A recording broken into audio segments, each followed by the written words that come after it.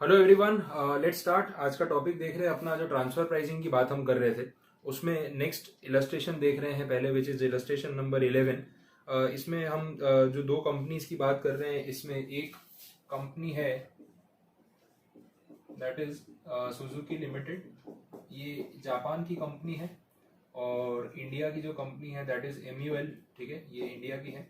ये दोनों entities again associated enterprises है, वो उन्होंने पहले से दिया हुआ है, तो हमें डिटरमाइन करने की जरूरत नहीं है। अब जो डेटा अवेलेबल है उसको आप देखें। Suzuki limited provides know how for manufacture of cars for which MUL agreed to pay और रॉयल्टी ऑफ ₹400 लाख। तो एमयूएल की बात करें और सुजुकी, दोनों की डिटेल्स देखें तो यहाँ पे इसकी जो पीजीबीपी की इनकम इसने बताई है, वो पीजीबीपी इनकम है ₹600 लाख।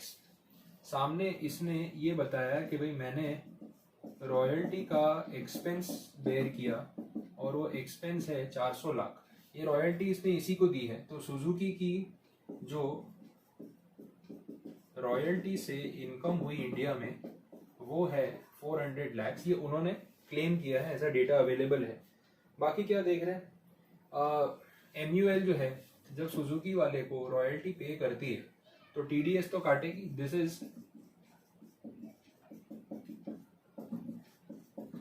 सब्जेक्ट टू टीडीएस, ठीक है। तो 400 लाख पे जो टीडीएस काटा गया वो है 42.43 लाख, ये बोला होगा, ठीक है। और बाकी का जो है उसने रेमिट कर दिया टू सुजुकी लिमिटेड, और ये टीडीएस जो है सबमिट कर दिया इनकम टैक्स डिपार्टमेंट को, गवर्नमेंट को। इतना डेटा अवेलेबल है। अब जब आगे असेसिंग ऑफिसर ने इन सब चीज़ों को चेक किया तो असेसिंग ऑफिसर को पता चला कि जो रॉयल्टी इनकम 400 लाख रुपए की है, ये रॉयल्टी इनकम सुजुकी की और इनका एक्सपेंस ये 400 लाख नहीं, ये 300 लाख होना चाहिए। तो जो एएलपी डिटरमाइन हुआ, आर्म्स लेंथ प्राइस, वो डिटरमाइन हुआ 300 लाख। 400 लाख के बदले कितना, 300 लाख। कहीं ना कहीं इंडियन एंटिटी का खर्चा कम कर दिया, ठीक है। अब जब खर्चा कम किया तो इनकम बढ़ गई, टैक्स बढ़ जाएगा। तो अल्टीमेटली हुआ ये, इसका इम्पैक्ट क्या पड़ा वो आप समझो। इम्पैक्ट ये पड़ा कि अगर हम एमयूएल की बात करें तो उसकी जो पीजीबीपी की इनकम थी जो उसने दिखाई थी 600 लाख, उसमें ड्यू टू एएलपी जो इनकम इंक्रीज हुई वो 100 लाख से प्लस हो गई, टोटल 700 लाख हो गई। ये डेटा उन्होंने दिया। अब आपने जो डिडक्शन क्लेम किया, उन्होंने ये भी साथ में बोला है कि एमयूएल लिमिटेड ने सेक्शन 80 आईसी में इनकम के ऊपर डिडक्शन क्लेम किया और वो डिडक्शन है 100%। कितने पे, 600। अब क्योंकि आपने ये इनकम छुपाई थी, ऐसा भी बोल सकते हैं, कंसील्ड है, आपने जानबूझ के ज्यादा दिखाया एएलपी से, और आपने 100 लाख रुपए, 100 लाख रुपीस जो है वो छुपाने की कोशिश की। तो अब जब डिडक्शन आपको देने की बारी आएगी तो आप क्या बोलोगे, बोले सर 700 लाख हो गया तो क्या, हमारे पास तो 100% डिडक्शन का पावर है।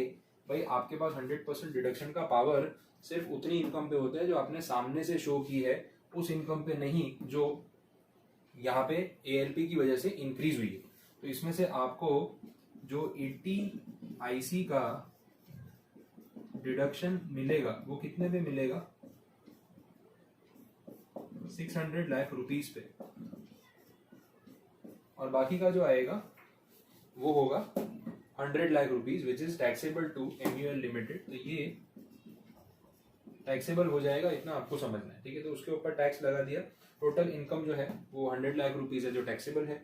दूसरा, जो आपने ये 100 लाख रुपीस छुपाया उस पे सेक्शन 270A के हिसाब से बोल रहे हैं कि पेनल्टी भी आ सकती है, कुछ अदर प्रोविजंस है, ठीक है। तो ऐसी सब चीज़ें यहाँ पे बोली हुई है। और सुजुकी लिमिटेड ने तो इसी को अपनी रॉयल्टी इनकम दिखाया था, उन्होंने बोला था कि हम टैक्स नहीं भरेंगे, बट वो हमारा मैटर नहीं है। पॉइंट यहाँ पे ये है कि जो एमयूएल लिमिटेड है उसकी इनकम कितने से इंक्रीज करनी है। इन्होंने तो वैसे भी 400 लाख के ऊपर टीडीएस कटवाया है, तो कुछ ज़्यादा ही पे किया हुआ है, कुछ कम पेमेंट नहीं किया है। तो एमयूएल के पॉइंट ऑफ व्यू से क्या करना है वो यहाँ पे इन्होंने हमें बताया, क्लियर। तो ये हो गया आपका इलस्ट्रेशन नंबर जो है 11। इसके बाद हम बात कर रहे हैं दैट इज इलस्ट्रेशन नंबर 13। चलिए, तो हम कंटिन्यू कर रहे हैं इलस्ट्रेशन नंबर 13। इसमें यहाँ पे इन्होंने बोला है कि एवाई जो है हमारा रेफरेंस में इट इज 2020-21 जिसके लिए असेसिंग ऑफिसर गया ट्रांसफर प्राइसिंग ऑफिसर के पास, ठीक है, और जो रेफरेंस सेक्शन है सेक्शन 92CA, और जिस दिन वो ट्रांसफर प्राइसिंग ऑफिसर के पास गया दैट डेट इज 10 जून 2021। अब क्योंकि बात हो रही है AY 2021 की, जो इनकम टैक्स के अदर एक्ट्स हैं, जो सेक्शंस हैं, उसके हिसाब से मैं बता रहा हूँ कि TPO के पास जो डेडलाइन थी वो थी 31 मार्च 2023। मतलब जो AY की बात हो रही है वहां से हम आगे बढ़ के 2023 जो है दैट इज द डेडलाइन जब तक AO को अपना डिसीजन लेना होता है। ये AO की बात कर रहा हूँ, मैं एक बार क्लियर कर दूं, थोड़ा कंफ्यूजिंग हो जाएगा। AY 2021 के रिगार्डिंग जो असेसमेंट करना होता है उसके हिसाब से बता रहा हूँ मैं आपको। असेसमेंट प्रोसीजर्स जो हम पढ़ते थे उसके हिसाब से AO के पास डेडलाइन है 31 मार्च 2023, ठीक है। अब TPO को ये बोला गया है नॉर्मल प्रोविजंस में कि असेसमेंट करने के लिए AO के पास जो डेडलाइन होती है उससे 60 डेज पहले आपको अपना डिसीजन दे देना है, दैट इज द डेडलाइन। तो अगर आप 60 डेज पहले देखोगे तो इट इज 30 जैन 2023, तो ये डेट आएगी। तो नॉर्मल ड्यू डेट ये है। अब क्योंकि इसके बीच में एक वो बॉम्बे हाई कोर्ट का स्टे वाला पॉइंट आ गया, बॉम्बे हाई कोर्ट ने जो स्टे लगाया उसकी डेट दे रखी है 15 जैन 2023, और ये स्टे को सुप्रीम कोर्ट ने हटाया 24 फेब 2023 को। ये जो है this is duration of stay, ठीक है, ये बोला हुआ है। तो ये कितना हो रहा है, अगर आप इसके डेज गिनते हो तो ये है 40 डेज। हमने देखा था कि अगर इन बिटवीन कहीं स्टे लग जाता है तो TPO को उतने दिन का टाइम एक्सटेंशन मिलना चाहिए। तो अगर आप इसमें 40 दिन का एक्सटेंशन जोड़ देते हैं तो जो डेडलाइन आ रही है इट इज 11 मार्च 2023। ये हमारी फर्स्ट डेट है जो हमें सेक्शन में चेक करनी है। एक पार्ट तो ये हो गया। दूसरी डेट जो हमें देखनी है उसमें ये देखा जाता है कि जिस दिन सुप्रीम कोर्ट ने स्टे हटा दिया, ठीक है, वहां से देखे जाएंगे 60 डेज। इसमें आप ये 60 डेज ऐड करके देखो, वही जैसे ये 60 डेज था वैसे ही प्रोविजन है 60 डेज का। आप इसको ऐड करके देख लो। ये जो डेट आ रही है मैं फाइनली यहीं से ले रहा हूँ 25 अप्रैल 2023। अब उन्होंने बोला कि जो इफेक्टिव ड्यू डेट होती है ये A और ये B दोनों में से इफेक्टिव ड्यू डेट देखी जाती है विच एवर इज लेटर। तो या तो ये डेट या फिर ये डेट जो लेटर होगी, तो लेटर में तो यही आ रही है। इन शॉर्ट TPO अपना जो फाइनल डिसीजन है वो इस दिन तक सुनाएगा तो चले, ये डेडलाइन है। तो पहली चीज तो ये पॉइंट था कि AY 2020-21 की बात है अगर, तो AO के पास इस डेट तक का टाइम होता है। अगर आपको यही नहीं पता है तो ये सब पता होने का भी कोई फायदा नहीं, जैसे भी गिनना है, बट रेफरेंस डेट ही नहीं पता है तो आप रिवर्स में जाओगे कैसे। तो देखो छोटा सा पॉइंट असेसमेंट प्रोसीजर्स का नहीं पता हो तो प्रॉब्लम हो सकती है, तो आप उसको ध्यान रख लेना। मैंने आपको बता दिया 2 साल का टाइम मिलता है, इन शॉर्ट आप ऐसा सोच सकते हो। तो ज़्यादा कंफ्यूजन में रहना मत। इस AY की बात हो रही थी तो डेडलाइन 31 मार्च 23 होती है। किसके लिए, असेसमेंट करने वाले ऑफिसर के लिए, AO के लिए ये डेडलाइन, ये ध्यान रखना, ठीक है। तो ये हो गया आपका इलस्ट्रेशन नंबर 13। इसके बाद हम नेक्स्ट कैलकुलेशन जो है वो देख लेते हैं। इसमें बात हो रही है इलस्ट्रेशन नंबर 14 की, और फिर एक इलस्ट्रेशन 15 है। दोनों में प्राइमरी एडजस्टमेंट और सेकेंडरी एडजस्टमेंट वाला जो केस है वो हम देखने जा रहे हैं, ठीक है। चलिए, तो हम देख रहे हैं इलस्ट्रेशन नंबर 14। अब यहाँ पे ये सम दिखने में बहुत बड़ा है क्योंकि अमाउंट्स काफी डिटेल में लिए उन्होंने, बड़े बड़े अमाउंट्स हैं, लेकिन कंसेप्ट वही है जो हमने आगे थियरी में डिस्कस किया। अब यहाँ पे हो क्या रहा है मैं आपको समझाता हूँ। कैलकुलेशन आपके पास सॉल्यूशन में है, हम उसमें से टैली कर सकते हैं। देखिए, जो कंपनी है एक्स लिमिटेड उसकी बात हो रही है, वो एक इंडियन कंपनी है और उसके सामने एक वाई इनकॉर्पोरेशन करके है जो एक US की एंटिटी है, ठीक है, उसके बारे में बोला हुआ है। अब प्रॉब्लम ये है कि एक्स लिमिटेड इसको जो सर्विसेज दे रही है इसके ऊपर जो प्रॉफिट चार्ज कर रही है दैट इज 8% ऑन कॉस्ट। और सेम एंटिटी एक्स लिमिटेड जब कोई आउटसाइडर को सेम तरीके की सर्विसेज प्रोवाइड करती है तो प्रॉफिट मार्जिन चार्ज करती है 11% ऑन कॉस्ट। तो सीधा सीधा ये तो प्रूव हो गया कि इसको कम पैसों में सर्विसेज दी गई और पेमेंट कम मंगवाया गया। जब कैलकुलेशन किया तो पता चला कि 15 करोड़ रुपए ज्यादा चार्ज करने चाहिए थे वाइन कॉर्पोरेशन से, तो इतना इनकम में एडिशन किया गया, जिसकी बात यहाँ पे हो रही है। और ये सब मैटर जो है this is of financial year 2017-18, ठीक है, ये चल रहा है। अब ऐसे केस में आगे क्या हो रहा है वो भी देख लेते हैं। आगे ये बोला कि ये जो एडजस्टमेंट्स हुए एक्स लिमिटेड ने अग्री कर लिए, 15 करोड़ रुपए की बात उसने मान ली, कंपनी ने अग्री कर लिया। क्योंकि ये प्राइमरी एडजस्टमेंट है, एक्स लिमिटेड ने मान लिया, तो वाई इनकॉर्पोरेशन के केस में सेकेंडरी एडजस्टमेंट भी होना चाहिए, जिसकी हमने बात थियोरेटिकली की थी। तो पॉइंट ये है कि जो 15 करोड़ रुपए मंगवाने बाकी है वो एक्स लिमिटेड को वाई से मंगवा लेने चाहिए, जिसको हम बोलते हैं रिपैट्रिएशन। और अगर नहीं मंगवाए तो फिर ऐसा माना जाएगा कि एक्स लिमिटेड ने वाई इनकॉर्पोरेशन को 15 करोड़ रुपए लोन दे रखा है, डीम्ड लोन है, और इस लोन पे जितना भी इंटरेस्ट बनता है वो इंटरेस्ट जो है एक्स लिमिटेड की इनकम मानी जाएगी। और उसके लिए वो रूल जो है वो देखा जाता है 10CB, और इसमें हमने देखा कि आपको जो रेट लेना है दैट इज MCLR प्लस 3.25%, और MCLR रेट देखा जाएगा अपनी सरकारी बैंक का SBI का, ठीक है, जो उन्होंने दिया हुआ है 8% पर एनम। तो इससे आपको रेट मिलेगा 11.25% पर एनम, ऐसे करके बोला है। ये सारी डिटेल्स उन्होंने यहाँ तक प्रोवाइड की।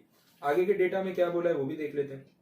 अब बोल रहे हैं कि जो असेसमेंट ऑर्डर आया था उसकी डेट है 20 दिसंबर 2018, जिसमें ये सारी बातें डिसाइड हुई।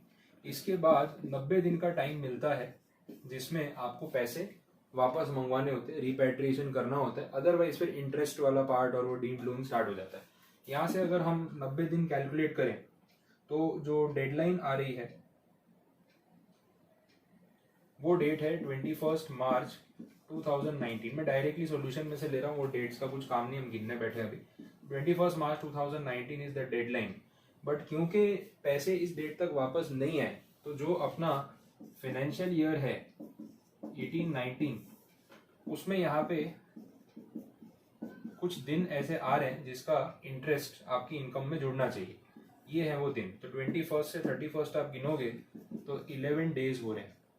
11 डेज पे 11.25% के हिसाब से 15 करोड़ रुपए पे इंटरेस्ट कैलकुलेट होगा। वो इंटरेस्ट इन्होंने जब कैलकुलेट किया तो ये कुछ आ रहा है 5,08,562 रुपीज। क्लियर ये पॉइंट? तो ये FY 18-19 की इनकम में जुड़ेगा एक्स लिमिटेड में, इतना उन्होंने बता दिया। दूसरा पार्ट भी देख लेते हैं। जो इसके बाद वाला ईयर है 1920, इसमें दो सिचुएशन है। पहली सिचुएशन में उन्होंने बोला X limited does not pay any additional income as per the section. तो उसने कोई एडिशनल इनकम पे नहीं की है और अमाउंट भी अभी तक रिपैट्रिएट नहीं हुआ है, तो मींस इसमें भी पूरे साल का ब्याज लगेगा। तो यहाँ पे बोला गया है कि आपकी इस साल की जो इनकम है करंट ईयर की, वो इनकम दे रखी है 2 करोड़, ये तो बोला ही है, और इंटरेस्ट इनकम जोड़नी पड़ेगी। इंटरेस्ट इनकम कैलकुलेट कैसे करेंगे? 15 करोड़ रुपए उस पे 11.25%, और ये पूरे साल का काउंट होगा, मतलब पूरे 1 ईयर का। वो आप गिन के देख लो इंटरेस्ट का अमाउंट कितना आ रहा है। यहाँ पे जो दिया हुआ है डायरेक्टली ले सकते हैं, 1,68,75,000 ये हो गया। तो टोटल 3,68,75,000 हो रहा है, ठीक है। ये एक पार्ट है।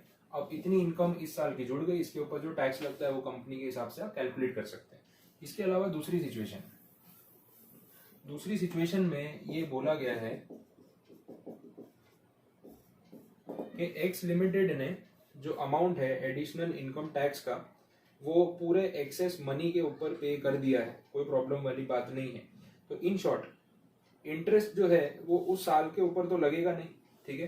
तो जो भी एक्सेस मनी है, मतलब जो 15 करोड़ रुपए है ना, उसके ऊपर वो इनकम टैक्स पे करने को रेडी है, उसका अगर आप एक प्रोविजन देखेंगे तो हमने उसमें देखा था कि अगर आप एडिशनल एक्सेस इनकम के ऊपर 18% इनकम टैक्स पे कर देते हैं तो उस साल का ब्याज नहीं लगेगा, डीम्ड लोन नहीं माना जाएगा।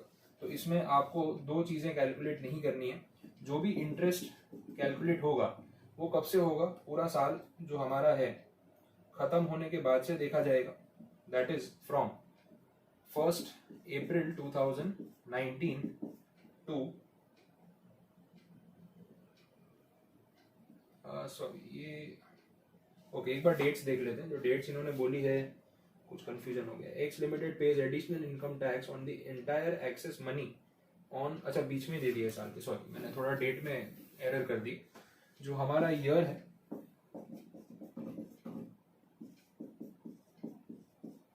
इसमें इन्होंने बोला कि बीच में ट्रांजैक्शन हुआ, एंटायर जो भी एक्सेस मनी है ना, एक्सेस मनी है 15 करोड़, उसके ऊपर जो टैक्स देना बनता है 18%, वो साल के बीच में इसी डेट पे पेमेंट हो गया है ऐसा उन्होंने बोला। तो जो ब्याज लगेगा वो कहाँ से कहाँ तक लगेगा, इसी ड्यूरेशन में लगेगा, क्योंकि यहाँ पे वो डीम्ड लोन माना गया था और यहाँ पे इंटरेस्ट इनकम काउंट होगी बट यहाँ पे नहीं होगी। तो दैट इज द पॉइंट। मैं इसके आगे सोच रहा था तो वो थोड़ा सा एरर हो गया, आप उस पर ध्यान मत देना अभी। तो 15 करोड़ रुपीज हो रहा है, इसके ऊपर इंटरेस्ट वही लगेगा 11.25% पर एनम, लेकिन कब से कब तक, इस डेट से इस डेट तक, मतलब 1 अप्रैल 19 से 31 अक्टूबर 2019 तक, इतने ड्यूरेशन का आपको इंटरेस्ट गिनना पड़ेगा। उन्होंने भी गिना है, मैं डायरेक्ट अमाउंट ले सकता हूँ, डेट मैंने आपको बता दी, 98,93,836 आ रहा है, प्लस 2 करोड़ रेगुलर इनकम तो है ही, वो गिन के फिर हम उसके ऊपर टैक्स लायबिलिटी कैलकुलेट कर सकते हैं। क्लियर हो गया? तो ये पूरे सम में उन्होंने सब कुछ ही बता दिया, जितना भी कुछ आ सकता है वो पूरा आ गया यहाँ पे। तो ये काफी अच्छा सम है, एग्जाम के दिन पे आपको ये सम पूरा डिटेल में एक बार रिवाइज करके जाना चाहिए, तो आपका पूरा कंसेप्ट यहाँ पे कवर अप कर देगा। ठीक है, इसके बाद बात हो रही है इलस्ट्रेशन 15 की, primary adjustments and secondary adjustments की। अगेन अब ये सम जो है सिमिलर नोटेशन पे चल रहा है और सिर्फ थियोरेटिकल पॉइंट ऑफ व्यू से देखा जा रहा है। तो एक बार आप इसको पहले आप ट्राई करके रखेंगे, इलस्ट्रेशन 14 देखने के बाद आप ट्राई करेंगे कि इसमें कुछ नया पॉइंट है या सिमिलर पैटर्न पे, एक बार आप देख लो। अब लास्ट हमारा जो सम बचेगा, एक इलस्ट्रेशन 7 बाकी है और ये एक इलस्ट्रेशन 15 आपका डाउट डिस्कस करना बाकी रहेगा। रिमेनिंग सारे इलस्ट्रेशन हमने देख लिए, तो इसमें आप इतने कवर कर लो। एक और लेक्चर लेके, लास्ट वीडियो लेक्चर लेके मैं वो लास्ट 2 इलस्ट्रेशन के ऊपर बात करके उसको कंप्लीट करूंगा। ठीक है, कोई भी डाउट हो तो आप एक बार इसमें पूछ सकते हैं। Thank you so much.